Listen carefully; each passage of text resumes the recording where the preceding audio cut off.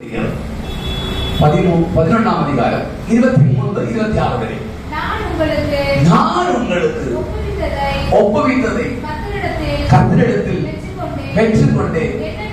என்னவெனில் கர்த்தராகிய இயேசுவை தான் காட்டிக் கொடுக்கப்பட்ட அந்த ராத்திரியிலே அப்பத்தை எடுத்து ஸ்தோத்திரம் பண்ணி அதை பிட்டு நீங்கள் வாங்கி புசியுங்கள், இது உங்களுக்காக என்னுடைய சரீரமாக இருக்கிறது, என்னை கருது கூறும்படி.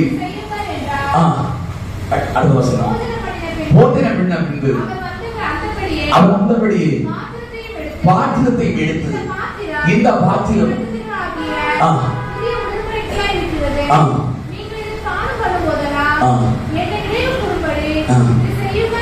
போதும். அல்லேலூயா. பாருங்க, இந்த உலகத்துல முதல்ல பாருங்க, அவர்களுக்கு அப்பத்தை கொடுத்தாரு.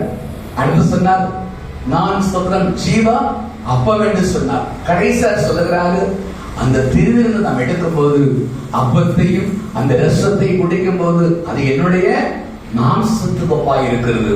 அந்த ஸ்தோத்திரம் தாத்தரசம் என்னுடைய இரத்தத்துக்கு ஒப்பாய் இருக்கிறது. முழுக்க ஞானஸ்நானம் எடுக்கப்பட்ட ஒவ்வொரு கர்த்தருடைய பிள்ளைகளும் திருவிருந்தில் நாம் பங்கு கொள்ள வேண்டும். அப்படிப்பட்ட பங்கெடுத்தால் நம்முடைய வாழ்க்கையில ஒரு நித்திய ஜீவன் நமக்கு உண்டாகும். ஹல்லேலூயா. இந்த ராத்திரி வேளையில நாம் கேட்ட வசனம் உங்களுடைய வாழ்க்கையில ஒரு மாற்றத்தை கொண்டு வரும். நீங்கள் வீட்டில போய் நீங்கள் வசனத்தை வாசியுங்கள்.